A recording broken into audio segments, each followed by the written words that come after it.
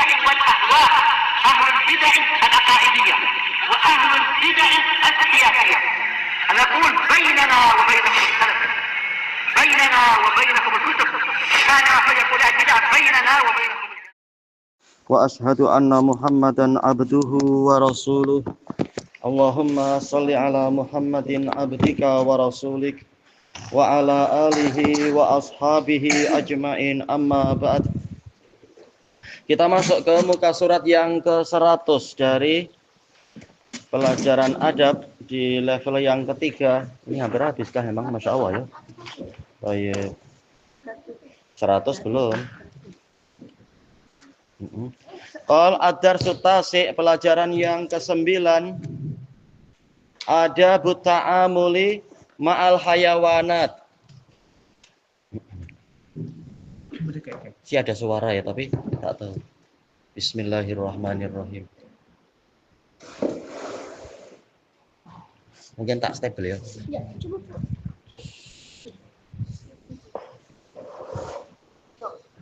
Bangun aja. Bismillah, insyaallah. Boleh sama. Bismillahirrahmanirrahim. Insyaallah boleh. Baik. Sekarang kita membahas adab-adab bergaul dengan hewan, ta'amul yaitu bermuamalah, melakukan semacam pergaulan, berhubungan dengan hewan. Bagaimana adab-adabnya? An Abdullah bin Mas'udin radhiyallahu an. Abu siapa? Abdurrahman. Abdullah bin Mas'ud. Abu siapa?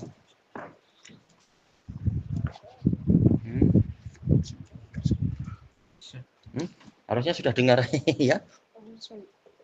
Bukan, ya? Iya, Abu Abdurrahman. Tayyib, qala kunna ma'a Rasulillah sallallahu alaihi wasallam fi safar. Kami pernah menyertai Rasulullah sallallahu alaihi wasallam di dalam suatu perjalanan. Fantalaqa li hajatih, yaitu kemudian mereka rehat di suatu tempat. Kemudian Nabi pergi untuk suatu hajat, mungkin apa? Ingin buang hajat di tempat yang agak jauh dan seterusnya. Ya. Intolaqa artinya pergi atau berangkat, pergi. Tapi rombongan masih berhenti di situ, rehat semua. Nabi pergi menjauh sebentar. Fara'aina hummaratan ma'a farkhan. Maka kami melihat hummarah. Hummarah ini adalah sejenis burung. Sejenis burung hummarah. Apakah warna merah atau apa? Tidak tahu, tapi ini sejenis burung. Ma'aha farkhan. Dia disertai dua anaknya. Ya Allah. Fa'akhadna farkhaiha. Kemudian kami mengambil dua anaknya itu. Faja'atil hummarah. Kemudian datanglah burung itu. Faja'alat tafrish. Maka mulailah dia tafrish. Tafrish ada beberapa makna. Sebagian mengartikan adalah apa? Yaitu mencari-cari dengan risau. Burungnya mencari dengan risau mana anak dia. Faja'an Nabiyyu sallallahu alaihi wasallam faqal. Kemudian datanglah Nabi sallallahu alaihi wasallam seraya mengatakan, man faja'a hadhihi biwaladiha. Siapa yang membuat resah hewan ini dengan anaknya, yaitu dengan cara mengambil anaknya. Ruddu waladaha ilaiha. Kembalikan anaknya kepadanya. Ini diriwayatkan oleh Imam Ahmad dan Abu Dawud. Sanadnya sahih. Baik. Di sini Ibnu Mas'ud menceritakan suatu kejadian di tengah-tengah safar. Tatkala mereka sedang mengadakan perjalanan yang jauh. Kenapa? Ahmad dan Abu Dawud. Baik. Kemungkinan mereka istirahat di, kalau seperti dalam hadis Jabir, mereka sengaja memilih tempat yang banyak pepohonannya untuk bernaung dan seterusnya. Faja'a membuat resah, membuat resah. Sebagian mengatakan membuat ketakutan. Baik, makanya ternyata mereka mendapati di situ ada, boleh jadi ada sarang burung, ada 2 anak burung, kemudian diambil oleh mereka. Maka kemudian si induknya mulai mencari-cari dengan resah. Setelah itu datanglah Nabi Shallallahu Alaihi Wasallam seraya menanyakan, man faja'a hadhih, siapa yang membuat resah burung ini, biwaladiha, dengan anaknya. Ruddu waladaha ilaiha, kembalikan anaknya kepadanya. Jelas kita dihalalkan untuk memakan burung dan semacam itu. Tetapi kalau sekedar untuk menakut-nakuti, untuk membuat resah, membuat ketakutan, ini tidak boleh. Kalau kita ingin memakannya, memakan dengan cara yang baik. Kalau kita ingin menyembelihnya, menyembelih dengan cara yang baik, bukan menimbulkan ketakutan dan kegelisahan. Baik. Ini terkait dengan burung, apalagi yang memiliki kehormatan yang lebih tinggi, yaitu manusia. Kita dilarang untuk menimbulkan ketakutan di tengah-tengah manusia, membuli, membuat orang jadi merasa khawatir dengan keselamatannya, atau keselamatan anak istrinya, atau mungkin keselamatan barang-barangnya, dan seterusnya. Ini terlarang. Karena al-muslim man salimal al-muslimuna min lisanihi wa yadihi. Muslim yang hakiki adalah seseorang yang kaum muslimin selamat dari lidah dan tangan dia. Hadis muttafaqun alaih dari Abdullah bin Amr ibnul As.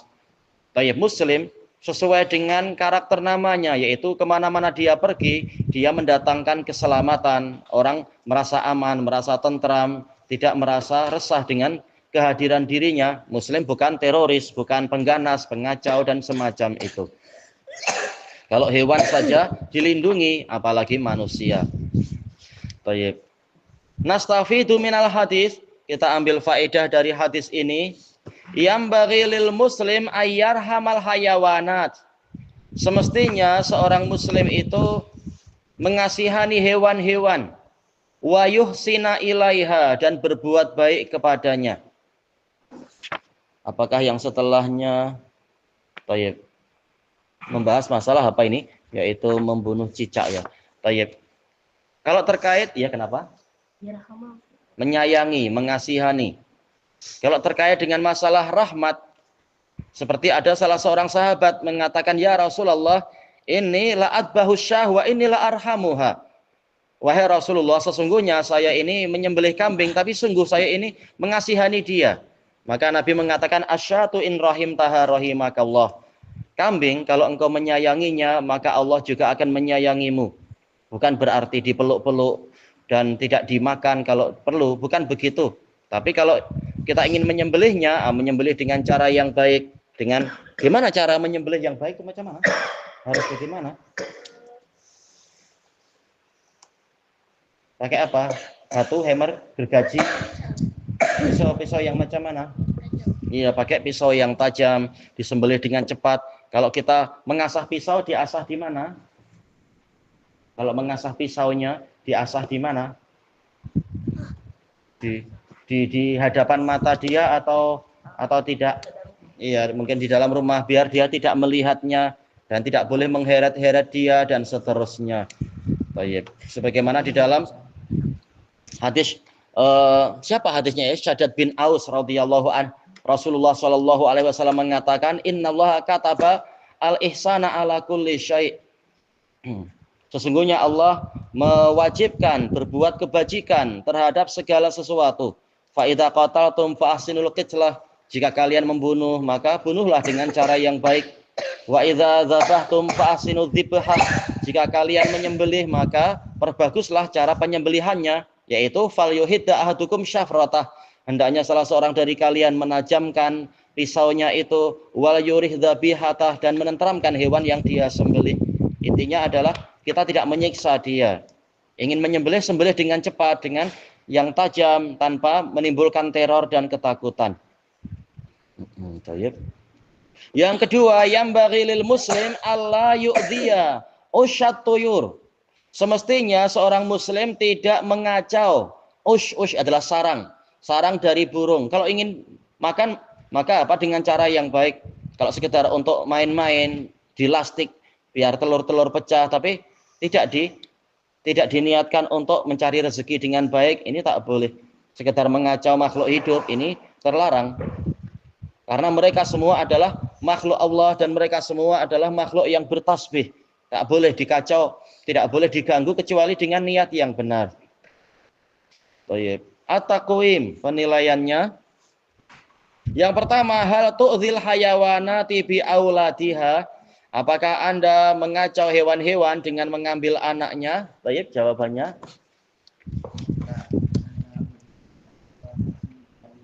Artinya apa? Ya, dengan anak-anaknya, yaitu mengambil dan semacam itu. Ya dulu anak waktu kecil memang namanya keluarga masyarakat sufiah ya, diajari kesaktian-kesaktian. Nah, kita diajari kalau sudah punya kesaktian, maka apa? Kita gunakan itu untuk hewan-hewan. Enggak boleh sebenarnya. Kasihan hewan-hewan itu. Anaknya ketakutan sampai akhirnya anaknya mati ketakutan, induknya pun jadi sedih.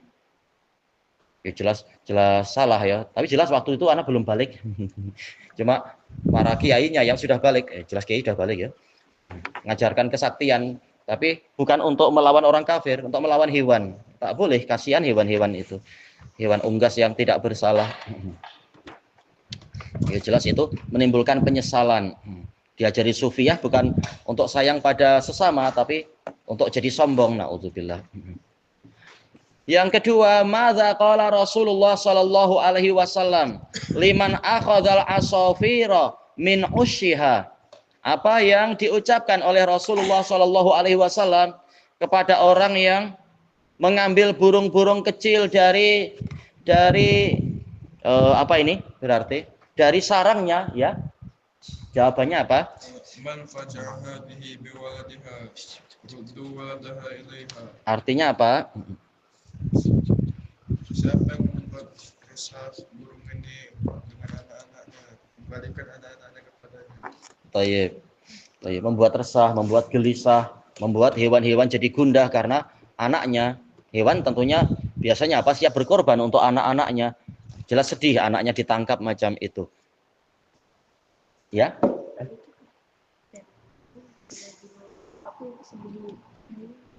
Dohirnya seperti itu. Sebagaimana hamba sahaya, hadisnya sahih, Rasulullah SAW melarang seorang ibu dipisahkan dari anak-anaknya, yaitu hamba sahaya itu. Kalau mau ambil semua. Walaupun kemudian terjadi khilaf di kalangan setelah itu, setelah zaman sahabat ada khilaf kalau tidak salah. Tapi sebelum itu, kalau tidak salah, sepakat untuk mengamalkan hadis tadi. Maka boleh jadi hewan seperti itu dilihat dari dohir hadis ini menyebabkan burung itu jadi resah karena anaknya diambil. Kalau kita mampu ambil semua, kalau tidak mampu ya bertakwa semampunya. Kita tangkap, yang tertangkap hanya anaknya, sementara induknya berjaya melarikan diri ya, ini di luar kemampuan kita, burungnya terbang. Yang penting kita berusaha untuk tidak menakut-nakuti. Mau menangkap, bukan sekedar untuk menakut-nakuti. Semampunya. Baik. Kemudian kita masuk ke muka surat 101 Ad-Darsul Ashir, pelajaran yang ke-10. Al-adabu ma'al hayawanat al-mu'diyah. Sekarang adab bersama hewan-hewan yang mengganggu. Kalau tadi hewan secara umum, sekarang hewan yang mengganggu. An Abi Hurairah radhiyallahu an, anin Nabi sallallahu alaihi wasallam qala, man qatala wazaghan fi awwali darbah kutibat lahu mi'atu hasanah. Barang siapa membunuh wazag. Wazag ini adalah cicak dan yang semacam itu. Dengan sekali pemukulan, maka dicatat untuknya 100 kebaikan. Masya Allah langsung 100 ya, bukan satu kebaikan dilipatkan 10. Ini langsung 100, nilainya langsung tinggi. Wa fisaniyah, kalau membunuhnya pada pemukulan kedua, dunadzalik, maka pahalanya kurang dari yang pertama. Wa fis salisah duna dzalik. Pada kali yang ketiga lebih rendah lagi. Baik. Ana lupa ini riwayat siapa, kalau tak salah Muslim ya. Mungkin nanti kalau ada yang sempat periksa atau ana periksa pada kesempatan yang lain. Kalau tak salah adalah riwayat Muslim. Baik. Kenapa wazak itu harus dibunuh?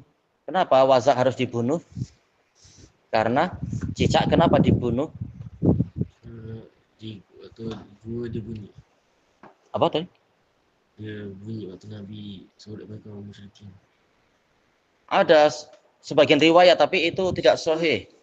Nah, coba. Apa sebab dia meniupkan api supaya apinya makin membesar. Api yang mana? Api ketika Majusi. orang kafir membakar Nabi. Nabi siapa? Adam, Idris, Nuh, Hud, Soleh, Ibrahim. Nabi siapa? Ibrahim. Iya, Nabi Ibrahim. Taib itu yang Nabi sebutkan di dalam hadis yang sahih. Walaupun memang timbul pertanyaan, bukankah yang meniup itu sudah mati? Ini kan cucu-cucunya, misalkan. Kenapa dia juga terkena juga? Jelas kita tidak tahu perkara yang gaib. Tapi karena Nabi menyebutkan itu, memerintahkan itu, kita yakin itu benar. Maka boleh jadi peristiwanya adalah seperti peristiwa Bani Israel. Yang mana dalam Quran, Allah Ta'ala menyebutkan, kalian berbuat ini, kalian berbuat ini. Yaitu, summa qasat qulubukum mim ba'di dzalik. Kemudian setelah peristiwa dihidupkannya orang mati di zaman Nabi Musa, hati kalian menjadi beku. Yaitu setelah kalian melihat peristiwa itu, tetap saja kalian beku, tidak taat pada Musa, tidak begini dan tidak begitu. Padahal ayat ini turun terhadap siapa? Orang Yahudi di zaman Nabi Muhammad Shallallahu Alaihi Wasallam. Kata para pensyarah, walaupun yang berbuat itu adalah orang terdahulu, yaitu di zaman Nabi Musa, tapi boleh jadi hatta orang Yahudi di zaman Nabi Muhammad juga memiliki karakter yang sama, meridhoi perbuatan dari nenek moyang, sehingga mereka juga ikut terkena celaan. Maka bukan mustahil cicak juga seperti itu. Dan kita tak tahu yang gaib, tapi tatkala Nabi menyebutkan itu, kita yakin ajaran Nabi benar dan cicaknya yang bersalah, cicak yang di zaman sekarang juga ikut seperti itu. Baik. Apa disebutkan oleh Al-Munawi rahimahullahu ta'ala, pembunuhan terhadap cicak, ini diantaranya adalah dengan illah itu. Yaitu alasannya adalah karena cicak itu turut untuk meniup api, agar apinya membesar di api yang membakar Nabi Ibrahim. Dan juga hikmahnya adalah dia itu min dawatis sumum, memiliki racun. Walaupun jelas racunnya taklah seperti racun ular. Tapi kalau dia suka berak, nanti beraknya kena nasi lah atau kena makanan-makanan, boleh jadi akan menimbulkan bahaya walaupun sedikit kepada orang yang memakan makanan itu. Dan busuk dia berak sembarang-sembarang. Tak mau berak di bilik tandas dia itu, kecuali yang ada di situ. Yang sering kena apa berarti? Selain makanan apa? Buku, ya betul, buku-buku. Padahal buku termasuk harta terbaiknya para pelajar. Tahu-tahu sudah ternajisi oleh dia. Ini bahasa kasarnya, ternajisi. Alal khilaf, apakah dia najis atau tidak? Yang rajih tidak najis, tapi baunya busuk. Busuk dan membuat kotor. Tayyib. Itu kata sebagian pensyarah termasuk dari jenis wazak ini adalah yaitu yang warnanya buruk. Berarti apa? Sejenis tokek itu. Nah, dia juga termasuk yang diperintahkan untuk dibunuh. Iya. Tokek di sini istilahnya sama, tokek enggak ya? Sama ya. Yang suka memperkenalkan diri sendiri itu, iya. Menyebut nama sendiri kan. Iya. Hikmahnya adalah itu. Kalau itu memang dia beracun. Terutama tokek yang di Semarang dulu besar-besar dia di dalam rumah itu. Disuruh pergi malah melawan. Na'udzubillah. Tapi bukan biawak ya, memang tokek dia. Kalau kita mampu memukulnya, membunuhnya dengan sekali pukulan, maka pahalanya tinggi, yaitu 100. Tapi kalau perlu 2-3 pukulan, pahalanya menjadi mengecil. Kenapa pahalanya jadi besar kalau sekali pukulan? Iya, tidak menyiksa dia, betul. Baik. Malah dia yang mungkin malah membelah diri ya, apa itu? Ekornya ditinggal. Baik. Apa istilahnya itu? Ana lupa, eutanasi ya atau apa entah. Atau mimikri. Baik, nastafidu minal hadis. Yang pertama yang bagi jelas dia bukan bunuh diri ya. Yang bagi lil muslim ayyaqtulal hayawanatil mu'dhiyah. Semestinya seorang muslim itu membunuh hewan yang mengganggu, hewan yang menyakiti. Mungkin dia tidak menyakiti kita, tapi menyakiti saudara kita, menyakiti barang-barang kita dan sebagainya. Dia mengganggu. Dan ini telah dinukilkan ijma, boleh membunuh al-hayawan as-sa'il, hewan yang menyerang, mengganggu. Mungkin dia tidak mengganggu kita, tapi telah mengganggu bapak para nabi, yaitu Nabi Ibrahim. Memang nggak apa, dibasmi aja, dimusnahkan. Baik. Yang kedua, ya juzu anta ketulal wazak. Anda boleh untuk memukul, untuk membunuh wazak, yaitu cicak. Walaka ajar, Anda mendapatkan pahala. Bahkan Aisyah memiliki tongkat. Ditanya ini untuk apa tongkatnya? Oh, ini untuk pukul cicak kalau ada cicak masuk rumah. Baik. Walaupun terkadang dia berjasa, yaitu memakan apa ya? Memakan nyamuk dan sebagainya, itu urusan dia. Tapi Nabi menyuruh kita membunuh dia, ya kita membunuhnya. At-taqwim yang pertama, hal ya juzu qatlul wazak. Apakah boleh membunuh cicak? Ya, ya juz qatlul wazak. Insyaallah jelas. Yang kedua, ma huwa sawabu man qatala wazagon. Apa pahala orang yang membunuh cicak? Iya, mi'ata hasanah. Mi'atu hasanah kalau sekali pukulan. Kalau kurang ya berarti kurang. Yang ketiga, hal tadkuru ismallahi inda qatlil hayawanatil mu'dhiyah. Apakah engkau menyebut nama Allah ketika membunuh hewan yang mengganggu?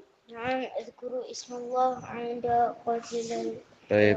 Itu baik, walaupun tidak disebutkan dalam pembahasan ini ya. Iya, kita sebut nama Allah itu lebih baik, terutama apabila kita jangan-jangan hewan itu bukan hewan asli tapi jin. Nah, kita sebut nama Allah biar barangkali itu biar dia tidak membahayakan kita. Kadang kalau kita nggak nyebut nama Allah, ternyata dia jadi jenis jin, khawatirnya malah balik menyerang kita dan sebagainya.